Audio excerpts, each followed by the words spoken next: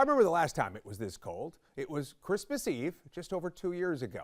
Panthers had a game that day. Detroit came to Bank of America Stadium. Remember these pictures? Carolina won big that day in what was the coldest home game in team history.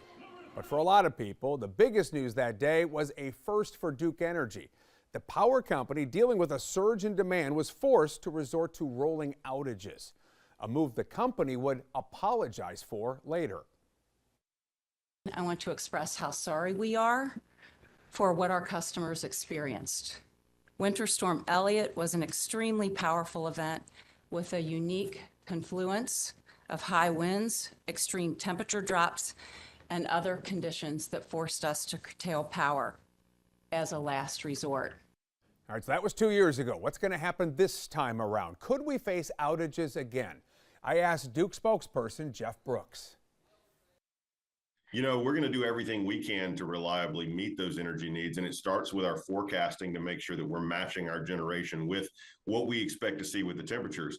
We've also got options to be able to use a lot of robust, what we call demand response, which is the ability to voluntarily reduce energy use across our system. That has continued to expand over the last few years, so that's a great tool for us. And then we have the ability to bring in power from outside the region, and we've been exploring those options throughout the week to make sure we can supplement what we need to do to be able to serve our customers. You know, that after you do all those things, you've got that option, if you need it, of those temporary power interruptions. And that's a sort of a measure of last resort for us. It's not what we want to do. If it ever comes to that, we would certainly try our best to notify customers.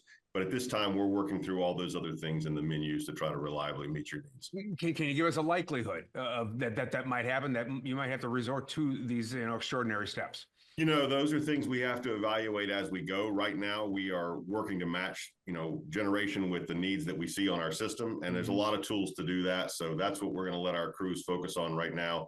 If we have to elevate, certainly we can make an appeal to customers. We can do other things. And those are tools in our toolbox we can consider. Remember a few years ago, Texas had big problems when they had a cold snap down there. They found the equipment was just sort of susceptible to the cold. It wasn't protected maybe as it should have been. What kind of position are you in as far as that goes? We've made a lot of improvements, both from the Texas events and also from the events here in the Carolinas. Improved our winter cold weather protections on our power plants to help keep equipment operating in those conditions. We've also improved a lot of our processes for how we assess and manage these situations, and that starts a lot earlier in the process. So we're able to take a lot of preventive steps, and that can help operations to improve. And then we've also improved our communications to customers. You know, we found one of the things is because you do see those peaks early in the morning, if you had to take any steps, you want to make sure you can do that as early as possible so that they can be a part of that process. So there's a lot of work that's been done over the last few years, and we really think that will come to bear and bring a lot of benefits this week.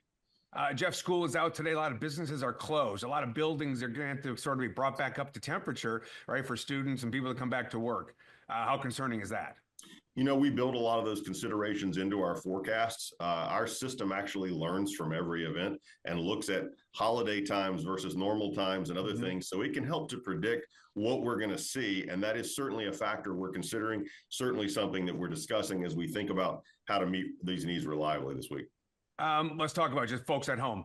What do you want them to know? What should they be doing right now to perhaps conserve some energy?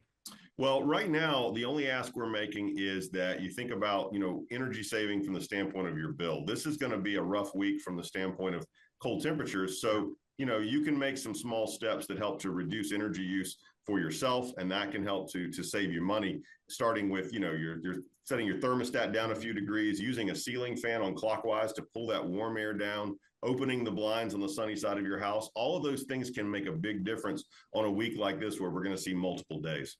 Yeah, I bet you're looking forward to Thursday. I think it's supposed to warm up by the end of the week, so hopefully we'll get through this. Jeff, appreciate the time. Keep us updated, please. Thanks, Jamie. All right, Ron.